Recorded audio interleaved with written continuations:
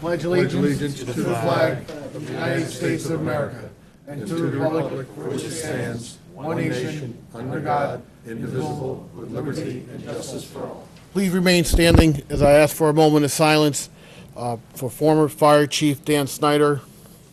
Chief Snyder served on many boards, the Kiwanis, the Salvation Army, an active member of the Ontario Injured Five. May he rest in peace.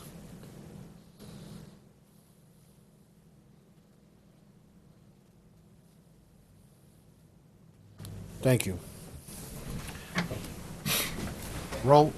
Remkessoon. Here. Tobin. Here. Kleiner. Here. Johnson. Here. John Francois. Here. Burrs, absent. Green. Here. Massey. Here. President Rodriguez. Here. We have a quorum. Approval of minutes. Tonight we have the minutes from April 17th, 2018. Motion by Alderman Massey, seconded by Alderman Green. All in favor? Aye. All right. Correspondence. Tonight we have two correspondents, one from 125 to 133 North Street, saying Tuesday, July 3rd through Saturday, July 7th, they're going to have a evangelical crusade. Received and filed. We also have from Agrin Marketing a municipal shelter inspection report, and this is from Port Jervis. Received and filed. That is all for correspondence. For the good of the city, anyone would like to address the council, please step forward.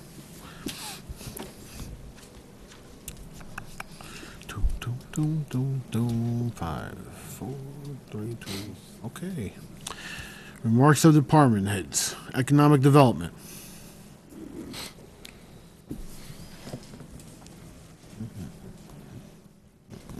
Good evening, everyone. Tonight on the agenda is the introduction of local law number 1 of 2018. This is the amendment to the PACE program that we initiated last year, the local law. The governor signed in some additional stuff, so we were asked to amend our current local law. So that's what's there for tonight, and that's regarding the renewable energy program. Also, a lot of things now are starting to begin for us in terms of downtown and entertainments. Summer concert front this Friday in the Run for Downtown Park on North Street. We're going to have a youth concert. The Minnesink Ukulele Club will be there, along with the New York School of Music All-Star Rock Band. And then next Thursday and Friday, our summer concert series kicks off downtown. Also, the Paramount full swing. Tonight, actually, we have SUNY Orange convocational ceremony, and tomorrow's the nursing pinning ceremony. And then Friday, Orange Regional Medical Center will have a film screening event, and it's a film regarding combating addiction in New York State. And also this Saturday, the classic 1939 Wizard of Oz at the Paramount. That's at 1:30 this Saturday. And then Sunday, we have Sleeping Beauty, produced by Hudson Valley Dance of Warwick. And then our documentary starts on Friday. It's RBG, which is the documentary about Justice Ginsburg.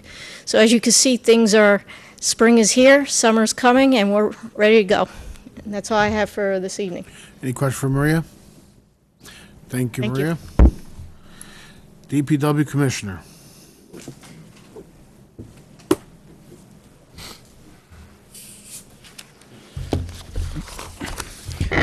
Good evening, all. I want to start with the storm that just passed us in here, the severe thunderstorm. We had Orange and Rockland. They have about 24,000 customers out without power just in Orange County by itself. And between Sullivan, Orange County, Rockland, Bergen, Passaic, and Sussex, there's about 40,000 customers without power with Orange and Rockland. So they were hit very hard, and they're trying to address the situation. We have several intersections in the city of Middletown without power, and that is why the traffic lights are not working in certain areas, such as by Sterling Park, Wickham and Cottage, by West Main and Manhagan, and a couple of others. So there are many several intersections that are blocked, such as Highland View Place and Star Haven. If you see any power lines, please do not touch them, do not approach them. Call the fire department or Orange and Rockland. The fire department is running around to try to address all the issues in there. So is so is DPW. Several trees were knocked down throughout the city, and DPW has been out, and they removed all the blockage immediately, just soon after they happened, pushed back the trees, and then we will do the cleanup later on. So that's the update regarding the storm. Again, just please do not touch any wire whatsoever. If you think it's cable, not cable, just let it go. Call the fire department and report it to Orange and Rockland, please. Now, regarding my report, the electronic drop-off went very well. It was last Saturday in DPW. We have gathered about 26 pallets. It was raining, it was terrible, the weather, but still people did come out to get rid of their electronics, and we appreciate that. We did have to go out, and some people were violated. We did have to go out and pick up some of the electronics that were left over Monday on the curbs and sidewalks, and please do not put any electronics on the curbs and sidewalks because they are just illegal per DEC regulations. The Black Dirt Sewer project is moving very well. Most of the sewer line that is supposed to be installed on piles and manholes have been done. Now the contractor is going to go towards Elm Street, where there's a very deep sewer line in there, and the contractor is exploring the idea of working 24 hours around the clock in order to finish the project in a safe manner and most expeditious manner. But like the mayor and the council, they expressed concern earlier on today, and we are going to try to reach out to the local residents in that area that will be impacted and see and have some feedback from them. But that issue will be reevaluated. We'll take a closer look at it. Now, last week, May 8th, we started about $12 million worth of work. That's, again, it's $12 million worth of work. We met with our consultants, 2 consultants, 1 sub-consultant, and myself, and we met with the DOT to start the traffic operation project. We've been working on this for many years with the mayor and the council president and the council members, and we're very excited about this project. It has started immediately because we want to do the traffic counts before the schools are closed for the summer holiday, for the summer. So right now you might see cameras mounted on utility poles and on traffic, next to traffic lights, and those cameras are to provide the traffic counters or the traffic count required for analyzing the intersection capacity and to see if we have enough turning lanes or we have too many turning lanes and so on and so forth. So that's what, when you see those cameras mounted, that's the purpose of them. They will be taken down by the end of next week. So they're not going to stay there for a long time. Just, it's only to gather information about the traffic, how busy the intersections are. So that's $7 million worth of work. And then we have the ADA sidewalk accessibility, and that's another $2.5 million, $2.6 million worth of work, and that will establish the Dawson Avenue sidewalk in there, which it does not have. It's not walker-friendly Dawson Avenue, so that will be a walkable street, we hope, for connectivity. And then we have the mayor's DRI streetscape, which will include part of it evaluating the parking parking in downtown, signage, streetscape, obviously benches, garbage and recyclable solar-powered compactors in there that you may have seen in many cities. So all that is going to be addressed within the streetscape. That's about $2.2 million. Again, that's the DRI funding that the mayor. That's part of the $10 million that we got. The roundabout project, it's moving very well. That's almost about $1.5 million too. And most of this money, it's mostly grant money. We have very limited, very little liability the city is responsible for as far as the capital investment. So the roundabout, again, you drive through it in there on County Route 78 and James P. Kelly Way. The mayor has asked, and we have updated our detour plans We show the site plan, how the roundabout is going to look once it is constructed. Also the phased detour that will be taking place in there, because we'll be shifting lanes and all that. So we appreciate it if you are just very cautious driving through that intersection. Slow down, give them in a break, so we will have a safe, nice project. And with that, I will conclude my comments for today. If you have any questions. For Jacob? Alderman Kleiner? Yeah, hi, Jacob. Yes, sir. We had a couple of questions from the constituents meeting, but one is the traffic count, the little double wires that go across the streets in a few places, is that part of the? Some of it is going to be double wire, but those are not ours yet. Those are done by the county and Okay. yes, the county is doing that on their own. They do usually their own count, and DOT does its own count.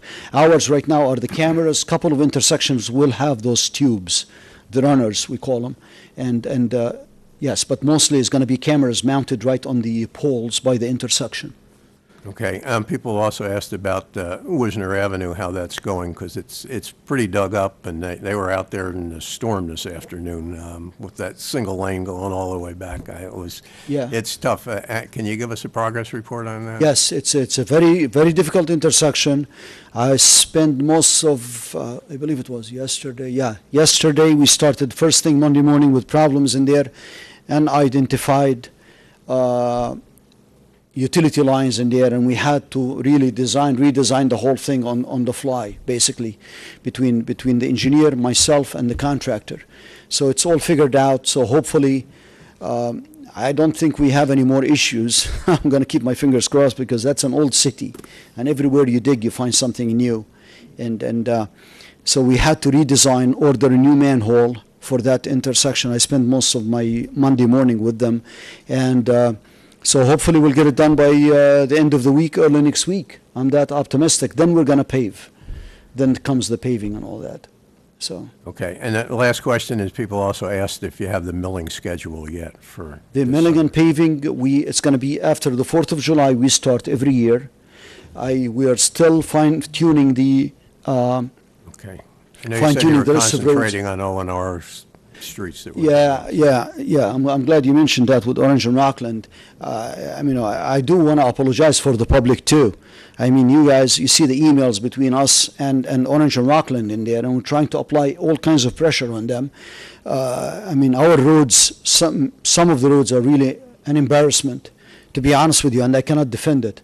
And we had, I'll say that in public, we had some contentious meetings with Orange and Rockland and their bosses, and we're not very happy about the quality of the work, because the trench ended up settling in there, and I don't want to get into the great details in there, but we're very upset about the quality of the roads, the quality of our roads, how they end up leaving them, although they end up paying for the paving, but that means our public will have to suffer through it until the 4th of July when we start milling, and it will end up shifting our focus from the roads that are beat up in the city to try to favor the ones that they have destroyed.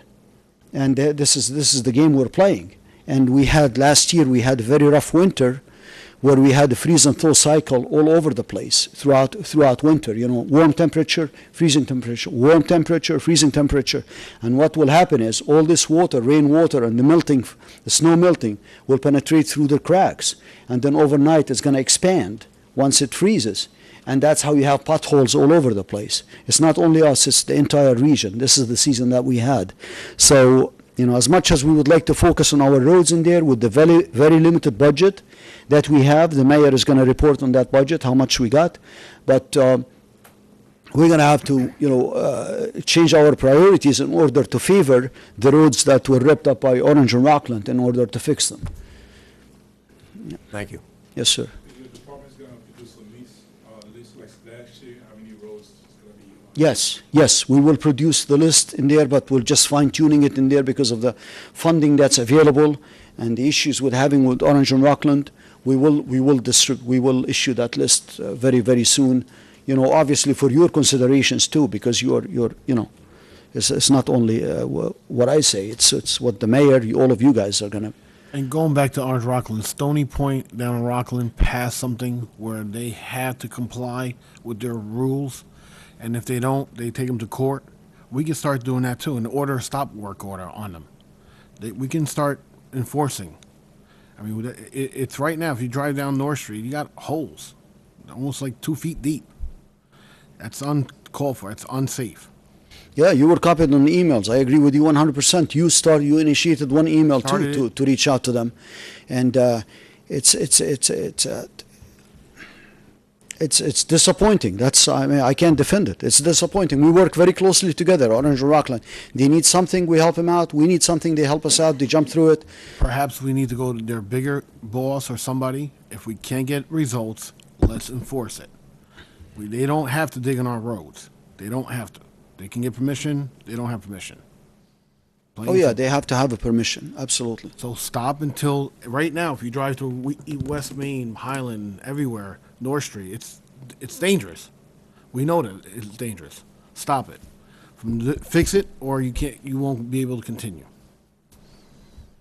Plain and simple. I think that's the direction where the council wants to go. We're tired of it. Near my house, I got a 2-foot pothole from Orange Rockland. We're sick of it.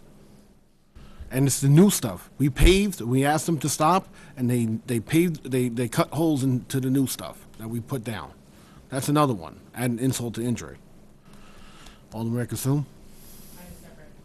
I'm actually just hoping that you could update us a little on the Maple Hill Park and the work I know that they've started work again in the park for the water retention. So if you could just give maybe like a timeline to the residents. We've got good weather and the park's kind of closed, so if we could kind of get an ETA on how that's going along.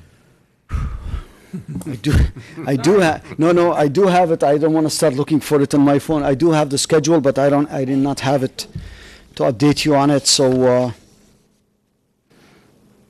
let me get back to you with an email, if I may, and then you can distribute that to your constituents about the completion. Thank you. Yeah, Thanks, Chief. absolutely. Anyone else? Thank you, Jacob. City Treasurer? I have nothing tonight unless anybody has a question. Any question for Don? Thank you, Don. No Fire Chief. Police Chief. Good evening. Before you tonight is a resolution to sign a memorandum of understanding between the Middletown Police, or City of Middletown, and the newly created Hudson Valley Crime Analyst Center, which will run at a 911 center in Goshen. This is new to the area. It is not the first of its kind, but it's a regional intel center that is going to not only help and support the City of Middletown Police, but all police departments within the Hudson Valley with sharing information, gathering intelligence to help us better fight crime.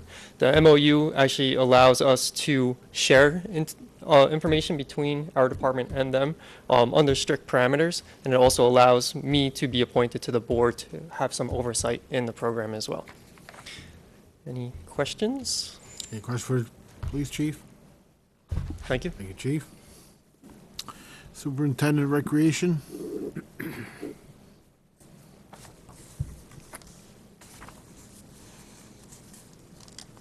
Good evening. Kate, to address a question you have for Mr. Tweel, he was kind enough to share email with us because we got a lot of questions about that too. And their timeline shows it going right through to August 31st. So we're basically losing that park for the summer, the 2 lower pavilions and the lunch program. We're going to move the lunch program up by the pool. So that is something that'll be going. Also with Maple Hill, the tennis courts will be getting resurfaced. That was something in the budget this year. We're still waiting for the weather to cooperate. It has to stay over 60 degrees for about 4 days, day and night. So we're hoping to have it done this month, but we're just waiting for Mother Nature. You'll see there's a resolution tonight for the mayor to sign applications for 2019 solution funding. If we're lucky enough to get that funding like we have in the past, it will help pay for 5 youth programs with positive youth development, 4 by ourselves and 1 by the police department. So that is very helpful. It equals about $50,000 to go towards positive youth development. Registration is going on now for the community for all of our summer camps. This is the time to sign up. They are filling up. So the community, please call us to sign up for swim lessons. Any questions you have on any of our 5 camps, and we'll be happy to answer all that for you. I want to publicly thank the Lions Club. We will be stocking the pond at Fancher Davidge Park on June 30th. That's when we get to go get the fish. And the Lions Club has graciously paid for the stocking of that pond, as well as paying for equipment for the fishing derby, which will be on Saturday, June 16th at Davidge Park. Our summer brochures are out. I gave all the aldermen one, but we just want the public to know that those brochures are good for all ages. It has all the Friday night concert series, the Thursdays, plus all the free events and all the camps and everything that'll take us through the summer. And basically, that's all I have tonight. I do want to thank the police department and the police chief. This Friday night, there will be a TC versus PD. So it's Teen Center kids versus the police department. I think that game will probably kick off about 9 o'clock at night. Our teen center is open from 8 to 11. Another great opportunity of youth police relations, which is going very strong in this town, and that's a great thing. Any questions for Chris? Alderman Kleiner? Chris?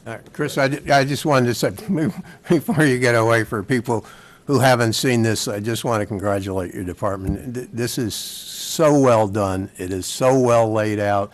And for anybody who thinks there's nothing to do in Middletown or for kids to do, but there's just a tremendous amount of information, and you did a great job, so thank you. Yeah, that's teamwork right there. I have to give credit to Nicole and Ray Lynn, who basically put that all together. Very good, thank you. Thank you. Corporation Counsel. I have nothing this evening unless there are any questions. Question for Corporation Counsel? Thank you, Richard. City Clerk? We're putting the final details into the new website. It should be done, I'd say, in another couple weeks. So in about, I'm figuring the next meeting or the meeting after that, I'll be doing a presentation on the new website for the public and for everybody here. We're working right now on the Parks, Recreation and Parks Department, which there is a lot information there, and we're trying to get, we need one more meeting to put that all together. So everything that they have is on the website too. So that's all I have. Any questions for John? Civil Service Department? Yeah, I do have two things. One, this Saturday morning, around 8:30, if you see a lot of police officers and probably about 80 candidates taking an agility test, don't get nervous. That's we're having it for the police department. It's at the track behind the junior high school on Gardner Avenue. So there'll be a police presence, there'll be a number of people there. That's what it is. And to any of the candidates that will be taking that, even if the weather is bad, if it rains, we still hold it. I mean, it's the idea that if you had to go out on a call and it was raining, you'd still have to do it. So we're going to hold it rain or shine. So if you're watching this, please make sure you're there by about 8:30, 8:45. The second thing is, and I want to thank the chief and the finance department, because those of you who received your water bills, down in the little right-hand corner, there was the announcement of the police officer test, which we will be given on Saturday, September 15th. We've been receiving a lot of calls. The state has not released the scopes yet, so please, there's no reason to call us. We can't allow you to make an application until the state releases it. If you follow on our website, John will put on the day that the state releases it, we'll put the application, we'll put the announcement with all the qualifications. At that time, please then start signing up. But for you to come into the office now or to call, there's nothing we can do because it's still in the state's hands. I called them today. They believe they'll release it certainly by the end of this month and hopefully within the next week or so. So thank you very much. Thank you. Any questions for Massey? Thank God.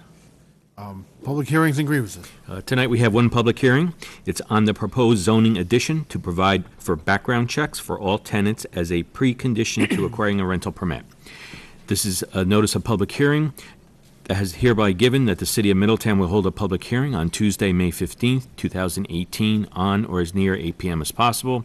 Common Council Chamber, 2nd floor, 16 James Street, to hear any and all persons wishing to be heard on the proposed zoning addition to provide for background checks of all tenants as a precondition to acquiring a rental permit.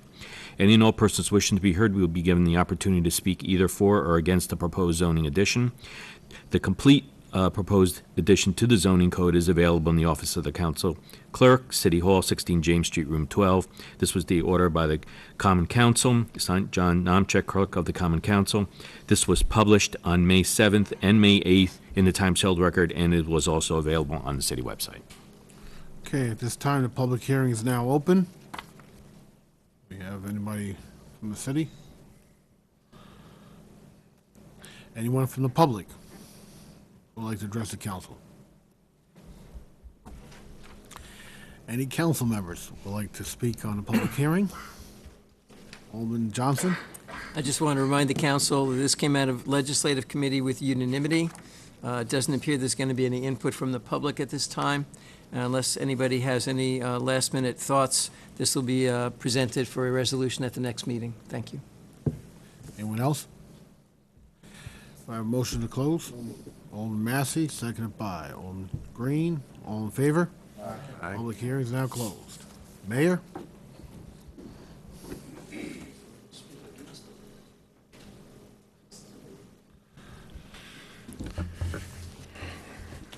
Good evening. I wanted to also acknowledge the passing of former Chief Dan Snyder and send our condolences to his family and the Ontario Fire Company, of which Dan was a longtime member of the Middletown Fire Department. Dan served our city well, and his passing was unexpected, and I know he was very much involved in all Middletown activities, and I thank you for your kind words. The storm tonight, Jacob did touch on. We did have one little hiccup. I did get quite a few messages on regarding Nixle that we didn't get out quick enough with street closings. So that was an internal issue that we will correct in the next day or so. It's one thing when you have one street closing, but when you have multiple at the same time while all your emergency services are out trying to do a different type of job, it caused some problems. For example, the Highland View, that whole area there was shut down completely, and the emergency access road had to be opened up by the water tower. So people were busy, but there was a little bit of a hiccup, so I apologize to those folks who were looking for a message on the Nixle system that we will make a correction on the communication process there.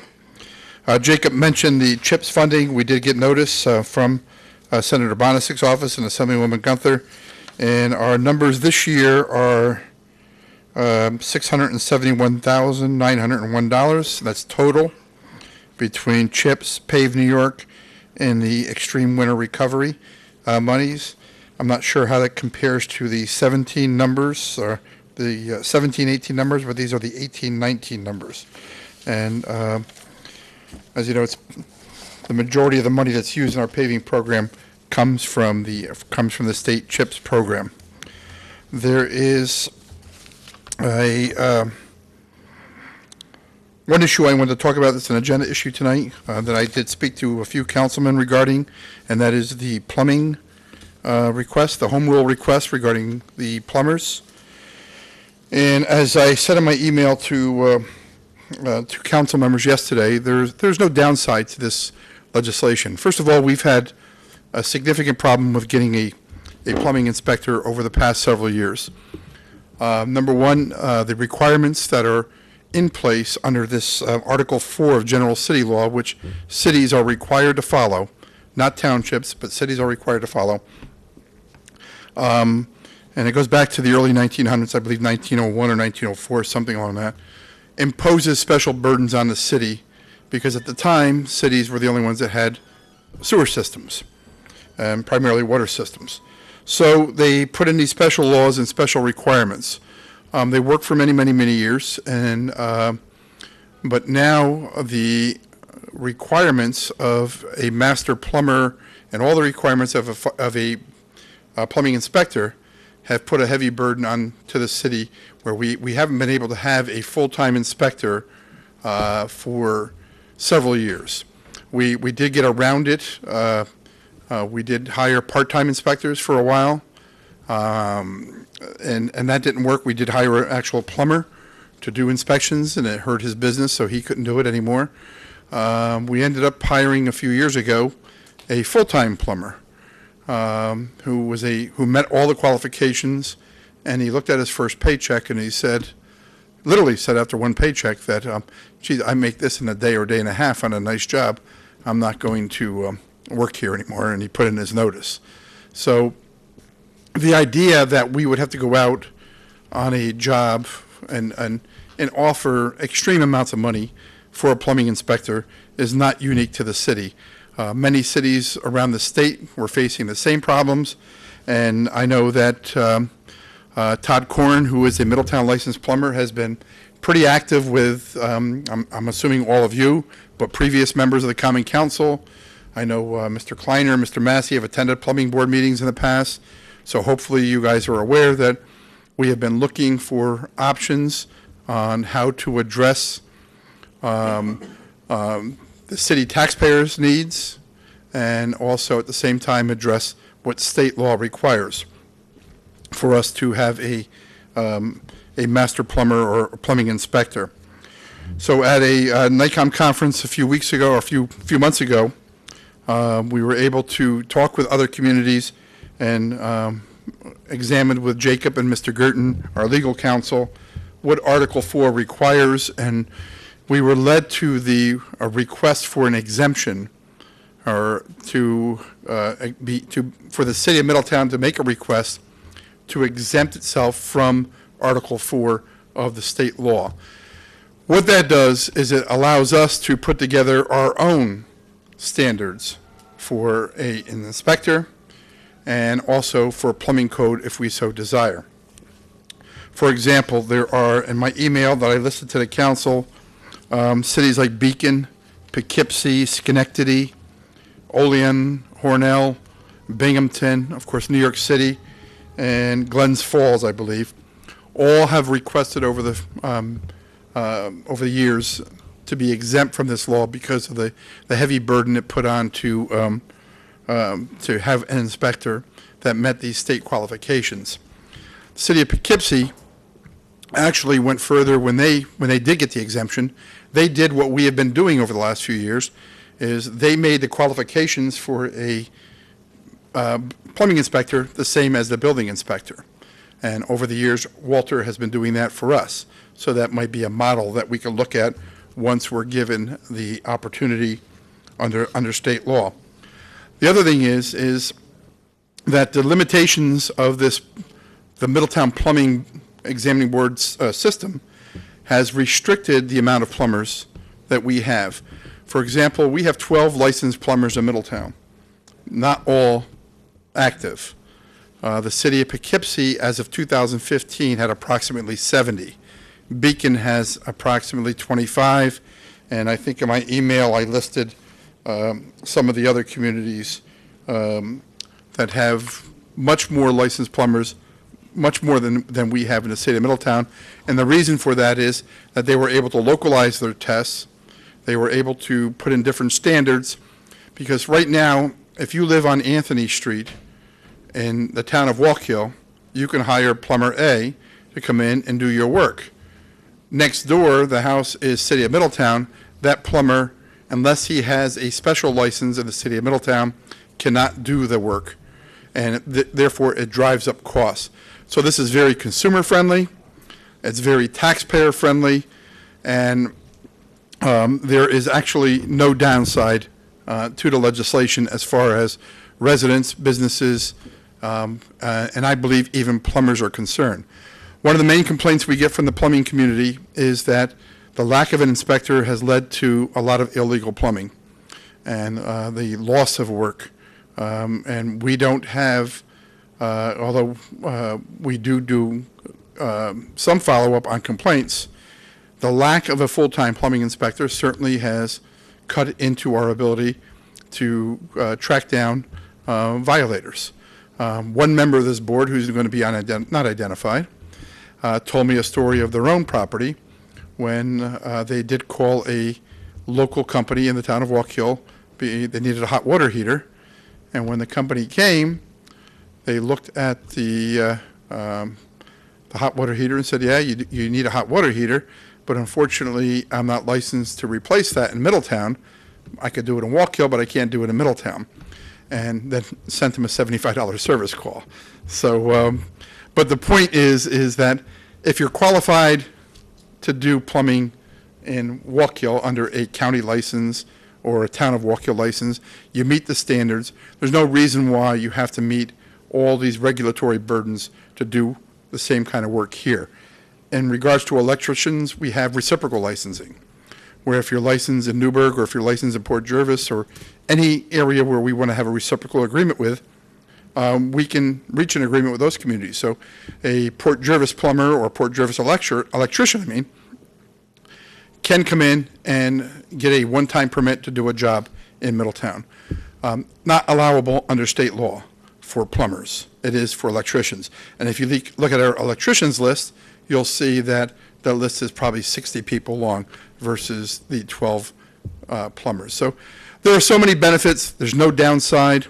The legislation, I think the Assembly leaves session in June, so we need to get the home rule request up there. The paperwork has been sent down to Rich Girton's office. What is required of you folks is to just authorize the home rule legislation. They'll have the debate up in Albany, if there is one, but I don't see how they can grant it to all these other communities, but not to the city of Middletown. I think you'll see more communities in the area, more cities follow suit too, with Beacon, Poughkeepsie, and now us. So I believe I've covered it. I don't know if I do have lists of plumbers and electricians for you if you need some backup as you pursue it. But we are going to continue to have licensed plumbers. We're going to continue to have standards for doing plumbing work. But one point that I also missed was large projects. We have one large project because we have a limited amount of licensed plumbers that they have not been able to keep up with the work in the community. We've had some projects that haven't even had bids on them because the plumbers are so busy.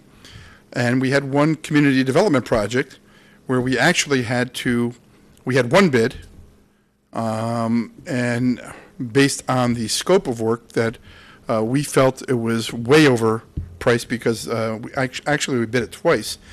We were able to take it on as a city project, bring in an outside contractor, and I believe it came to about $26,000 or $28,000.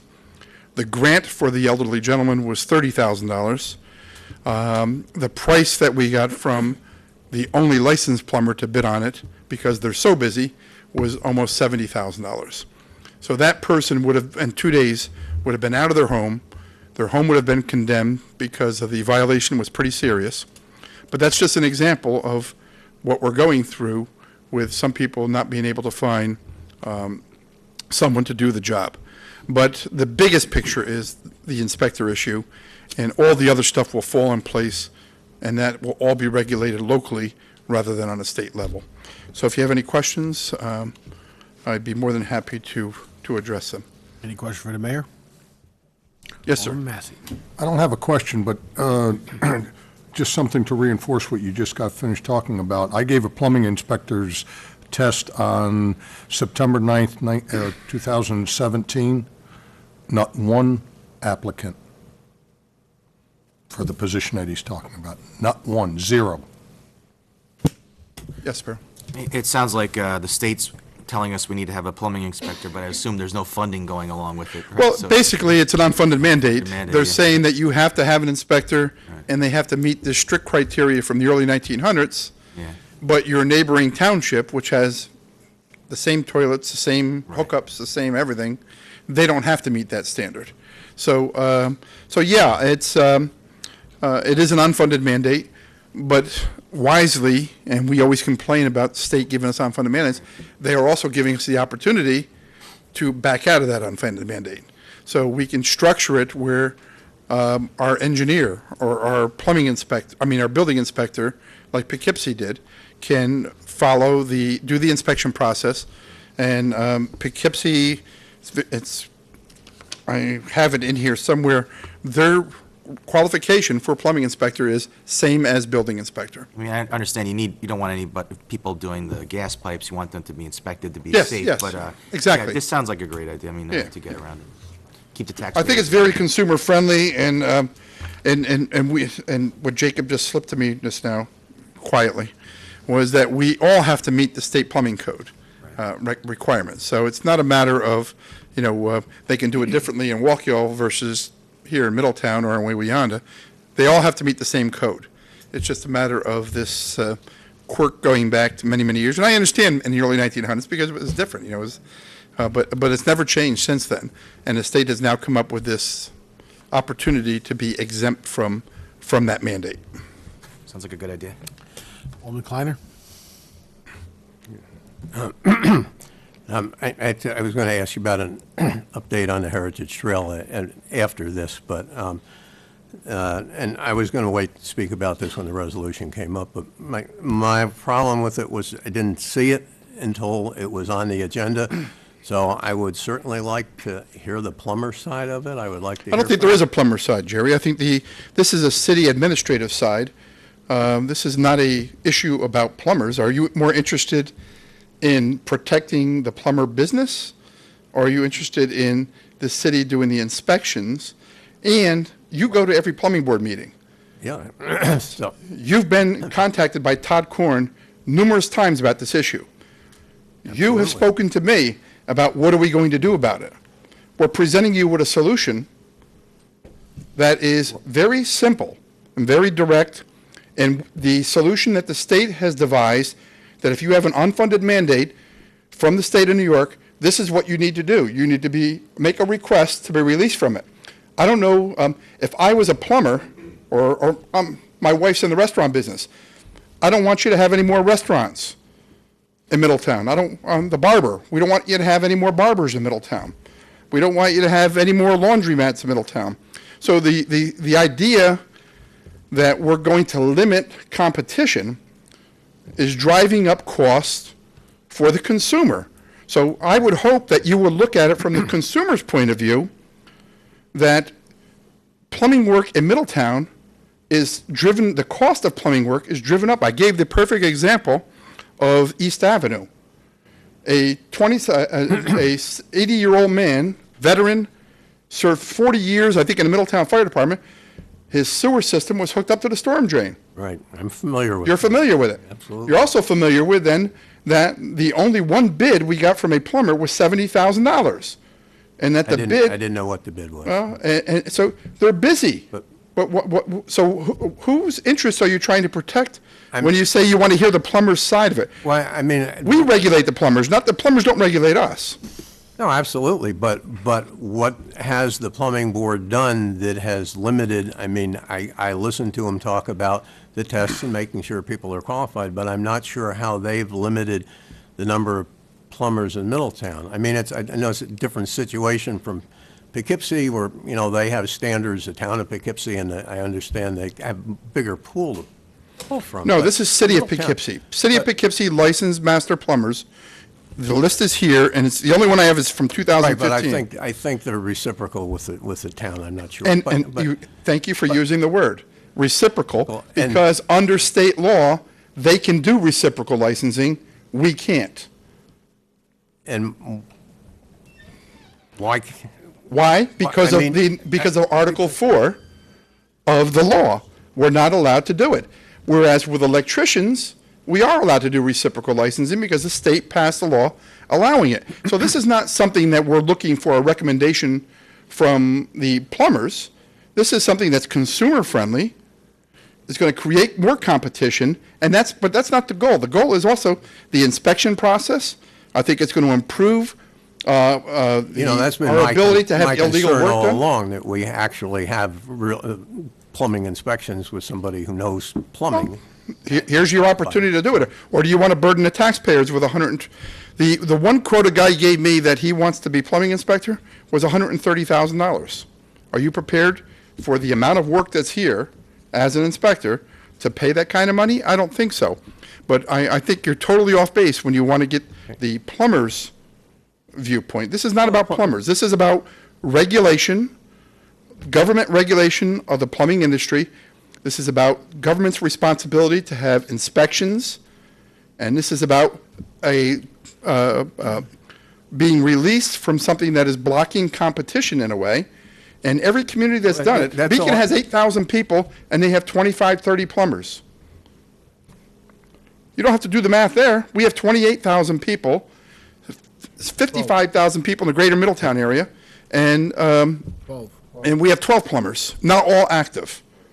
There's something wrong with the system. So this allows us to devise the system that will fit Middletown best and not have to follow some archaic state regulation. It's worked in every community that's been done in, and it should work here. And I think it's a major mistake to go to the people who you're regulating and ask them what do they think.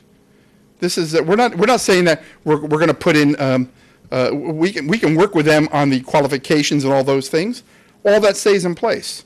All we're doing now is an exemption from the state law. Right, and I wasn't talking about going to each plumber and asking him, I was talking about going to the plumbing board, who had been trying to, just oversee the quality of the exams, and see why because they cost us nothing. I mean, they're unpaid, it's all volunteer stuff, and I'm not sure how they restrict the number of plumbers in Middletown. What else does the law have in it that it's Mayor, you restricted? did speak to plumbers on. I spoke to, a matter of fact, Mr. Korn, who is the reason why we started looking into this. And I'm actually shocked that you would think that this is something that we should even delay, because you're the guy that comes back from every plumbing board meeting saying, did Todd Korn send you an email? Todd Korn was right. He was right that we were, he says violating the law. We weren't meeting the standards of the law. But you worked that out. But we didn't work anything out. We brought in part-time guy, we brought in a full-time guy, and we kept him for one pay period. We tried everything for the last several years in order to meet the state law. And then we started looking as, well, we're not the only people in this boat here. Other communities, other cities that have this mandate, what did you do? And this is what they did. They did. But I don't think they went, when we go to put together a plumbing ordinance or change anything, of course they should be part of the equation. But you're also familiar that within the last year, we changed the standard going from an internal test that the plumbers were giving to an outside test. Now, there's a practical test also. Yes. So all of that has to be looked at, but that has nothing to do with being exempt from the law, from the state general, Article 4. We need to get out of Article 4, and we need to get out of that mandate, and we need to devise our own local law and have local control over the plumbing ordinance. So this was a recommendation that people in NICOM came up with too, and This is what NICOM's telling us that other communities have done that face your problem. They don't tell us what to do, they just tell us where to look. They tell us, here's your options. And you either comply with Article 4, or you ask for an exemption from Article 4. That's all we're doing. We're not changing anything else other than asking for the exemption, and we will put in place a system that is fair, and when you have the ability to have reciprocal licensing, you will see more competition here. And Mr. Korn, he told me he had some bad information originally, and then he wrote me a little bit nasty email yesterday. I'm sure some of you received it also about it. And then when he found out exactly what the law was, he called this morning or came in to see Jacob and apologized. He agrees with it. He says, I'm on board. I'm not coming tonight. I'm on board with the law. I understand what you're trying to do. And my issue over these years has been the lack of a full-time inspector, and now you're going to be able to give us a full-time inspector. So Bill Haddon called my office today. He's the chairman of the plumbing board. Yes. Told him, if you have something to say, Bill, come tonight to the meeting, 8 o'clock. Be here, and you can have your say. I spoke to at least one other plumber, has some concerns, appeared to be satisfied. They're not here. So they're aware of it. Yes. There was an email chain yesterday to all of them. All right. They're all aware of it. They're not here, and I think it's important that we pass it so we don't miss this round of the state Senate and Assembly so that this thing is passed. okay. Alderman Johnson? I just want to agree that I was, I got on the council 5 years ago, and I started receiving some of that correspondence from Todd. and it basically said, why do you feel you're above the law and something bad's going to happen someday? And I wasn't really sure how to process that, other than to be told it's been an ongoing issue. So as a council member, I feel much more comfortable that if we get this exemption, we can follow all those regulations that we need to, and we won't have any issues with illegal plumbing that causes a big problem. And then we'll say, gee, we really should have tried to fix that. So it sounds like a good fix for me. Thank you. One other item, if you have any more questions on that, or one other item is tonight is Richard Girton's last meeting as City Corporation Council. He's not being fired, so. Right, Rich, you're not being fired. You have a lot of work to do before you leave, though. I hope you realize. As you know, Bob Mosan is retiring as the, I guess it's still called the Assistant City Judge, maybe. Yeah.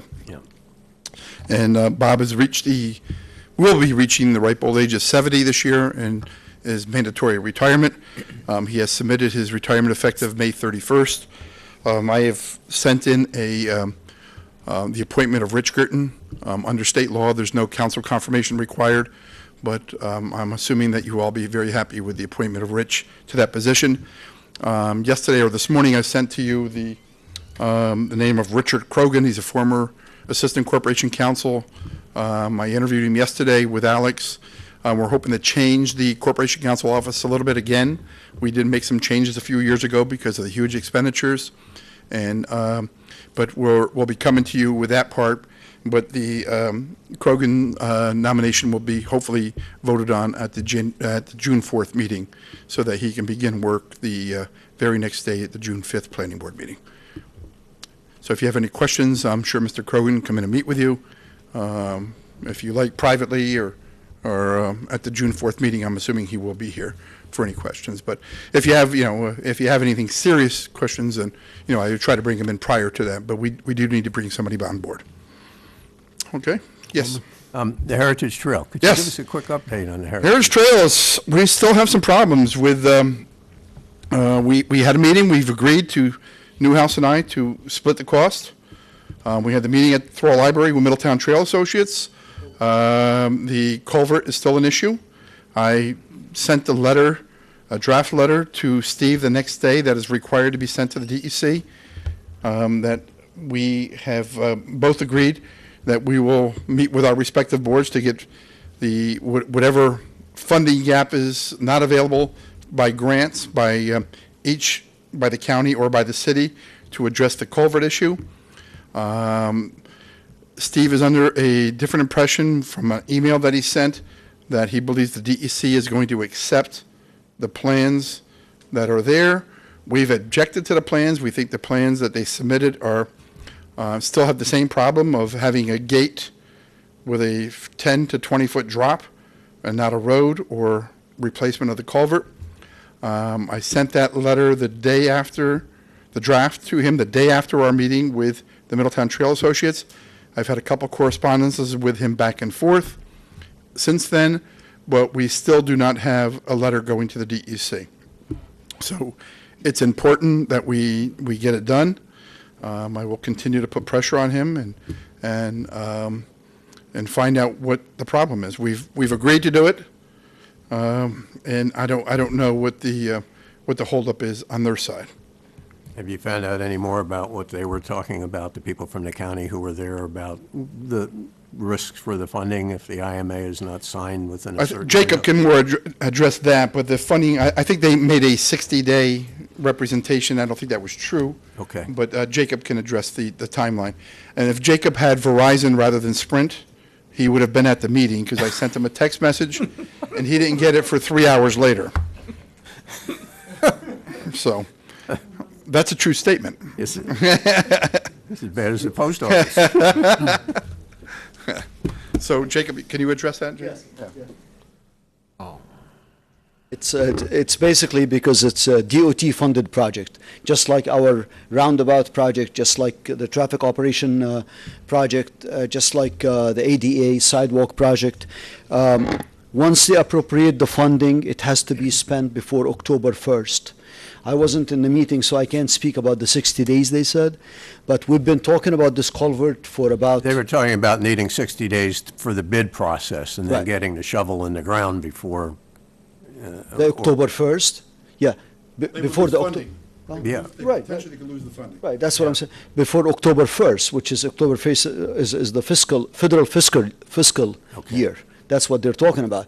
But what you do is, we've done the same thing with the roundabout, basically, to start the construction for the roundabout. The way we beat that deadline in there is we put an ad in the paper.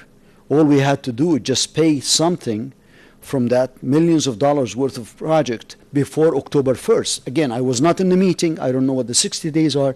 But even if you put an ad in the paper, for a classified ad in the paper, for the actual construction of the project, that bids will be received by such and such a date, that qualifies for an expenditure, and that will hold the funds in your name.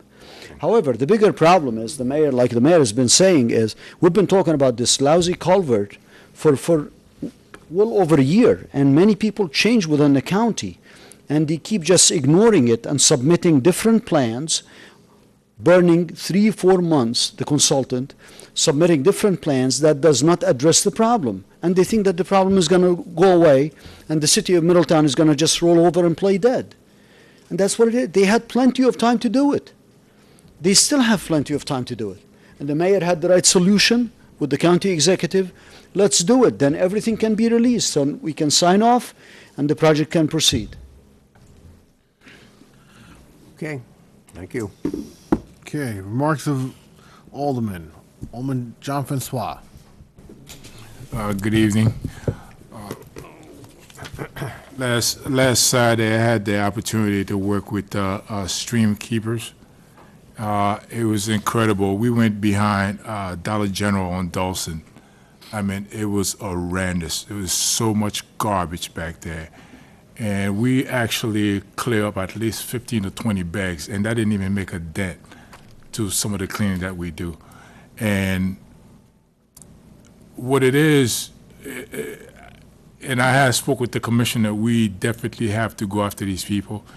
Every business owners that have a dumpster without a fence around it, when that dumpster is full, if it's on a windy day, all that garbage is everywhere.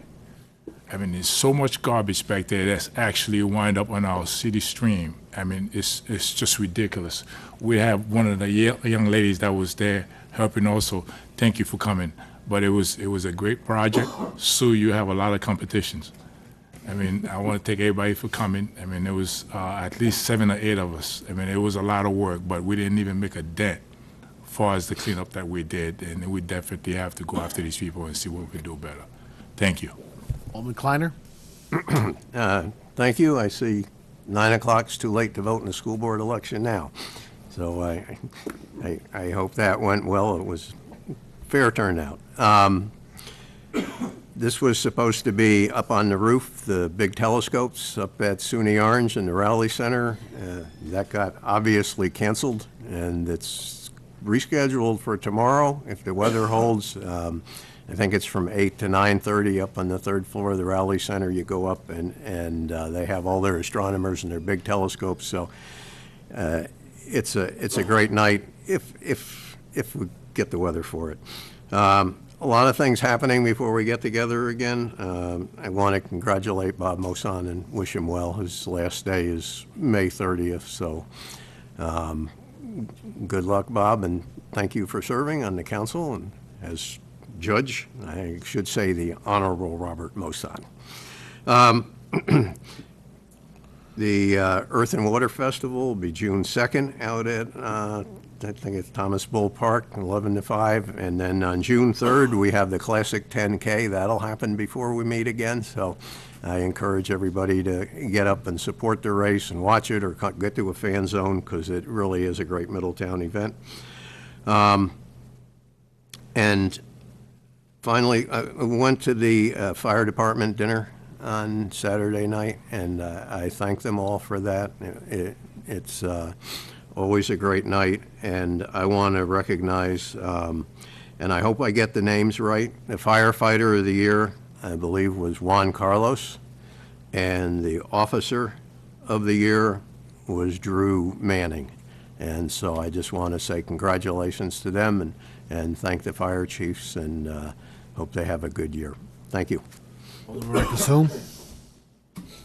Good evening. Just in order of quick business, the third ward meeting for May, which would have taken place next Tuesday, actually conflicts with some city business that needs to take place here in Chambers. So I'm letting my constituents off the hook with being stuck with Paul and I this month. So we're going to cancel the meeting.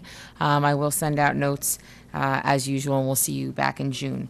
As for the school board election, I don't know how I would use the word fair in terms of turnout. It was 3 p.m. and I was number 81 at Presidential Park, a school that houses well over 1,000 students. And I find that pretty sad and disappointing, to be quite honest.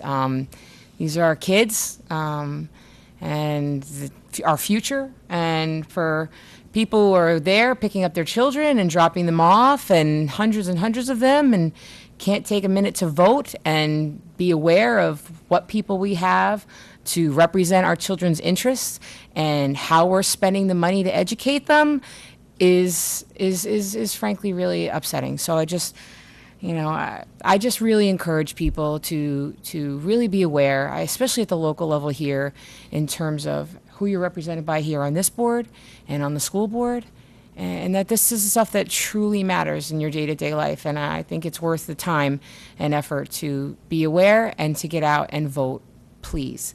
Obviously, the polls are closed for this election, but I just wanted to have that be said. As for the storm tonight, I'd like to thank the DPW, the fire department, and the police department, because they were everywhere this evening. And obviously still, we heard the sirens. I just wanted to say thank you to all of them for everything that they've been doing in response to this kind of fast-moving but very severe storm. And as for Mr. Girton, I knew you were going to escape from that appointment. I said, wow, this is a really long time you're stuck with us. And you knew that you were going to move on to greater things. So I wish you all the best, Your Honor. Have a good evening. Alderman Johnson? Thank you. Certainly, I share your thoughts on the school board. I voted pretty early, and I'm sure the storm at 4 o'clock didn't really help the turnout as the polls went to the closing. I want to also concur with Alderman Kleiner. I like the summer camp for buildings, park and rec. The depth and breadth are amazing. Thank you for all your good work. I also did enjoy the firemen's dinner. We appreciate the invitation to be included in that event. It's a good event where they recognize each other, and hopefully they know that we recognize them every day. And as far as Mr. Girton, I want to thank him. He's been a little bit of a mentor for me as I got into the council, and he has a Cheshire grin to go along with that remark. But I always appreciate it, and it will be missed. And I know you're looking forward to your new adventure, which is an old adventure being revisited, and I congratulate you on that. Thank you very much. Alderman Green? Thank you. I too attended the fire department dinner. I just want to thank them for the invitation and for all they do.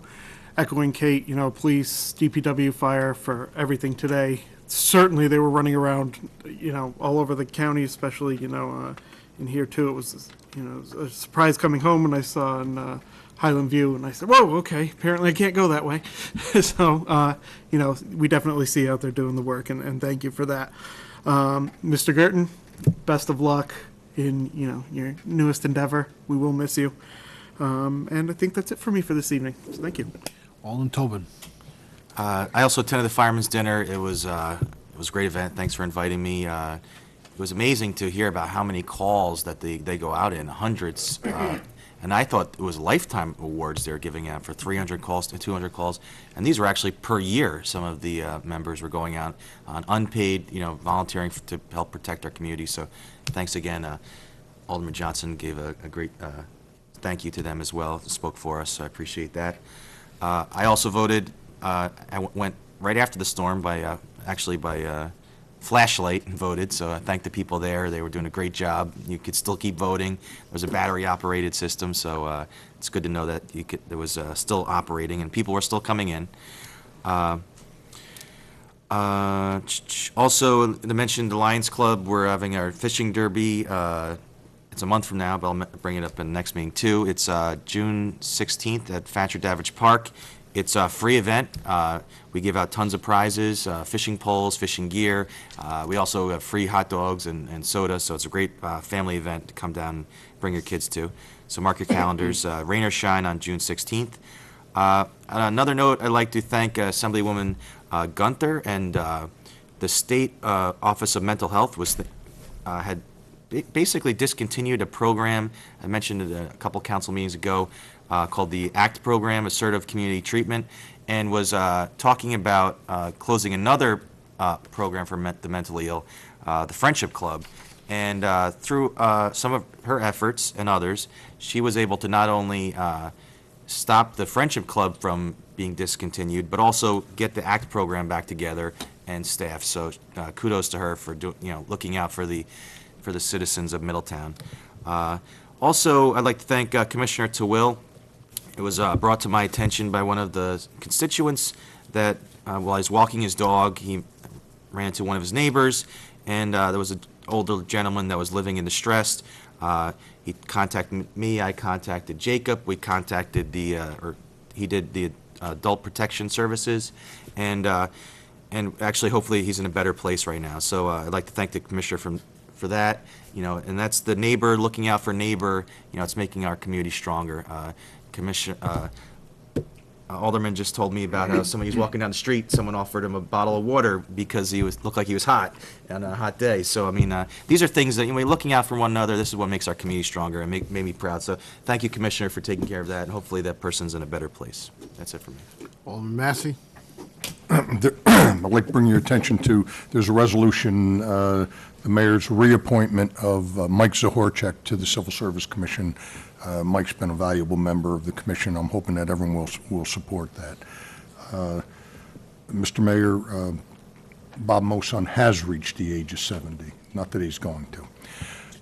Mr. Girton, Mr. Girton, I am going to miss, his office and my office are right across the hall from each other, and every morning he'd come up to the door and he'd say, "Morning, Mr. Massey."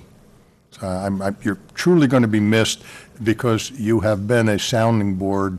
You've been someone to go to for advice for many years with this council, and I know you're only going to be downstairs, but you have another job to do, and I appreciate everything you've done for me, and we go back 100 years, but I appreciate everything you've done for me and for the city, and I know you'll continue to do a good job. Thank you. Business. Tonight, we have a resolution sponsored by Alderman John Francois to accept a total of 2 donations in the amount of $200 for the 218 Pride Committee cleanup. Resolution sponsored by Alderman John Francois, seconded by Alderman Johnson. Any discussion? Roll. Ram Kasoon.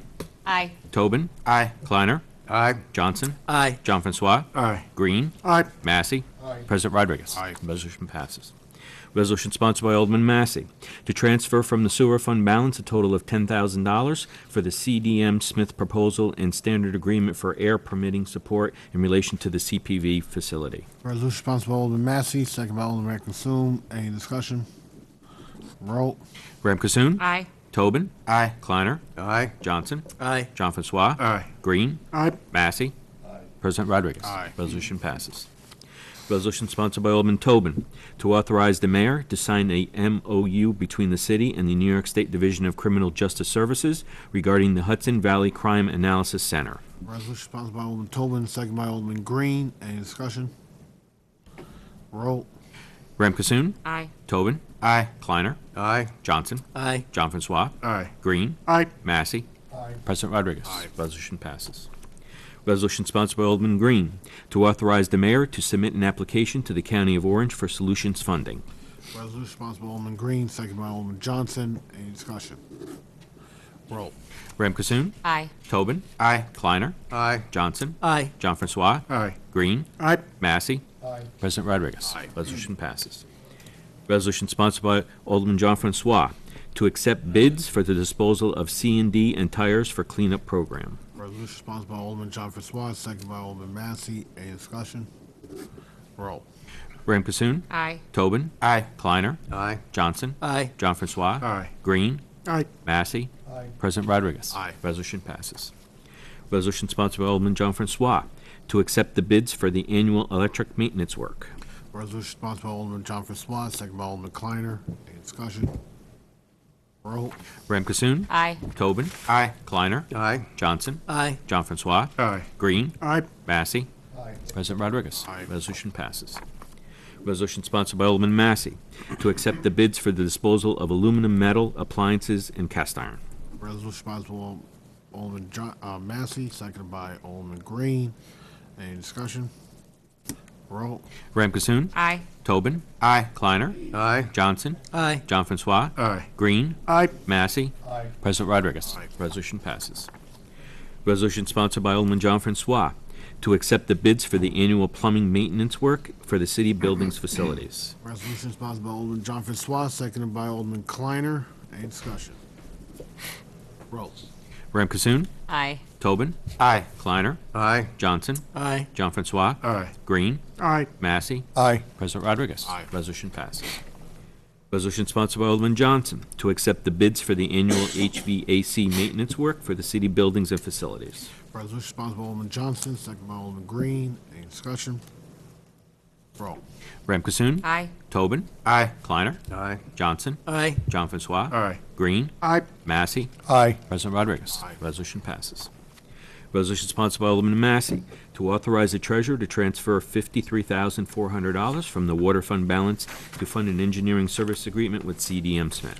Resolution sponsored by Alderman Massey, seconded by Alderman Consoom. Any discussion? Roll. Ram Kasoon. Aye. Tobin. Aye. Kleiner. Aye. Johnson. Aye. John Francois. Aye. Green. Aye. Massey. Aye. President Rodriguez. Aye. Resolution passes. Resolution sponsored by Alderman Green to authorize the IAI change order number 12, allowing standback contractors to install 16-gauge steel support walls at the Rail Trail Commons DRI project as recommended by DeGraw and DeHaan. Resolution sponsored by Alderman Green, seconded by Alderman Johnson. Any discussion? Roll. Ram Kasoon. Aye. Tobin. Aye. Kleiner. Aye. Johnson. Aye. John Francois. Aye. Green. Aye. Massey. Aye. President Rodriguez. Resolution passes.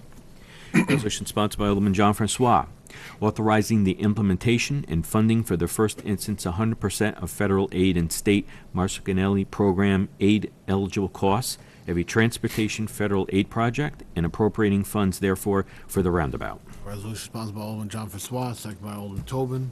Any discussion? Roll.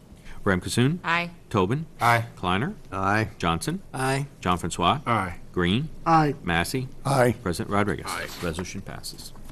Resolution sponsored by Alderman Massey to authorize the treasurer to establish a capital line in the city budget called CR 108/78 intersection improvements. Resolution sponsored by Alderman Johnson, Massey, seconded by Alderman Johnson. Any discussion?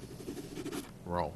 Ram Kasoon. Aye. Tobin. Aye. Kleiner. Aye. Johnson. Aye. John Francois. Aye. Green. Aye. Massey. Aye. President Rodriguez. Aye. Resolution passes. Resolution sponsored by Alderman Massey to approve the borrowing for the CR 108/78 intersection improvements. Resolution sponsored by Alderman Massey, seconded by Alderman John Francois. Any discussion? Roll. Ram Kasoon. Aye. Tobin. Aye. Kleiner. Aye. Johnson. Aye. John Francois. Aye. Burr. I'm sorry, Green. Aye. Massey. Aye. President Rodriguez. Aye. Resolution passes. Good question. Resolution sponsored by Alderman John Francois to authorize a temporary general fund balance transfer of $600,000 to start the CR 108/78 roundabout until reimbursement is made. Resolution by Alderman John Francois, seconded by Alderman Johnson. Any discussion?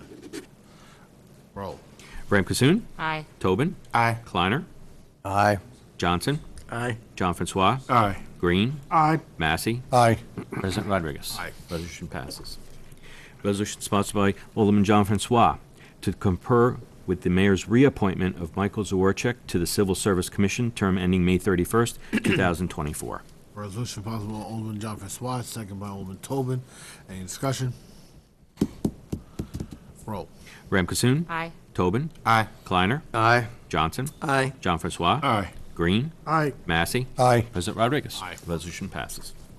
Resolution sponsored by Alderman Johnson to authorize the treasurer to transfer $308,810.42 from the sewer fund balance to pay Boyce Excavation for work performed on the Black Dirt Sewer Capital Project. Resolution sponsored by Alderman Johnson, seconded by Alderman Consoom. Any discussion? Roll. Ram Kasoon. Aye. Tobin. Aye. Kleiner. Aye. Johnson. Aye. John Francois. Aye. Green. Aye. Massey. Aye. President Rodriguez. Aye. Resolution passes. Resolution sponsored by Alderman Massey to accept a donation of in-kind tools and equipment from Jacob Twill for the good of the city. Resolution sponsored by Alderman Massey, seconded by Alderman Green. Any discussion? Yeah, thanks. Roll. Ram Kasoon. Aye. Tobin. Aye.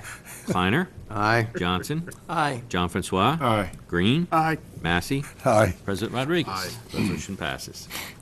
Resolution sponsored by Alderman John Francois to authorize the treasurer to transfer from the sewer fund balance $223,579.65 for a change order for the Sterling Street Sewer Phase 2 project from SunUp, change order number 4, and MHE Construction Service Amendment. Resolution sponsored by Alderman John Francois, seconded by Alderman Ray Consoom. Any discussion? Roll. Ram Kasoon. Aye. Tobin. Aye. Kleiner. Aye. Johnson. Aye. John Francois. Aye. Green. Aye. Massey. Aye. President Rodriguez. Aye. Resolution passes. Resolution sponsored by Alderman Johnson to approve legislation that would include the city of Middletown in the list of those cities exempt from the application of Article 4, plumbing and drainage of the New York General City Law. Resolution sponsored by Alderman Johnson, seconded by Alderman Massey. Any discussion? Alderman Kleiner? Thank you. I don't like surprises like this, so I wish we'd had more time to discuss it. And I did talk with Mr. Haddon, and I did talk with other people about this, and I'm going to take the mayor's word on this, that there is no downside, that it would be best for the city, and I certainly trust that. I mean, I want to thank the members of the plumbing board because I think they had the best interest of the city at heart. Mr. Haddon, Mel Bruni, and Mel Skinner, and I think they're concerned with protecting not just the plumbers' interests, but the public health and safety, and making sure that we have qualified plumbers in Middletown. So I'm going to take it on the mayor's word in good faith that we will absolutely protect and uphold those standards, and that this will help the city to accomplish that. So, thank you. Anyone else? Yes. Alderman Massey? I've been involved with this issue for a long time, both as with civil service and going to all the plumbing board meetings, of which you also attended. And for you to say that you're blindsided or this just came up, Corn has been talking about this for 5 years, 6 years. Not the issue, this resolution. The resolution. Jerry, that's all. it makes 0 sense what you're saying. Zero. This is disagree. good for the city of Middletown, and for you to try to block this just makes no sense to me. I don't know where you're coming from, but I'm hoping the rest of the council will see through it and we will get this passed. Thank you. Can I just say one more thing? I'm not trying to block it. I said I'm taking the mayor's word for it. I'm going to support it. I'm not blocking it. I'm just saying something like this, I would like us to, as a council, as a body, have been able to discuss this in a committee. That's my preferred method of doing this, and not read the agenda on Friday and see the resolution. So, yes, I've been aware of the issues in the plumbing inspector, and that's not what I'm saying, the issue. I'm saying this resolution and the fact that those requests were already submitted and already in committee, I would like more warning than that in the future. That's all I'm saying. Well, you can keep talking if you want to talk on it. Anyone No, else? I said my piece. All right. I'm not Anyone blocking else? it. Roll. Ram Kasoon. Aye. Tobin. Aye. Kleiner. Aye. Johnson. Aye. John Francois. Aye. Green. Aye. Massey. Aye. President Rodriguez. Aye. Resolution passes. That is all for new business. Local law. Tonight, we have an introduction of a local law by Alderman Johnson of Local Law Number 1 of 2018 to amend the Sustainable Energy Loan Program in the city of Middletown. Law for Alderman Johnson. Audit. Mr. President, I move the accounts be audited, the claims be adjusted, and the city treasurer be authorized to issue warrants for their payment. Resolution sponsored by Alderman Massey, seconded by Alderman Kleiner. Roll. Ram Kasoon. Aye. Tobin. Aye. Kleiner. Aye. Johnson. Aye. John Francois. Aye. Green. Aye. Massey. Aye. President Rodriguez. Aye. Resolution passes. Alderman Johnson. Thank you, Mr. President. Can I make a motion to go into executive session for the purpose of discussion of contract negotiations? Motion by Alderman Johnson, second by Alderman Jonathan Swat. All in favor? Aye. Now in executive session.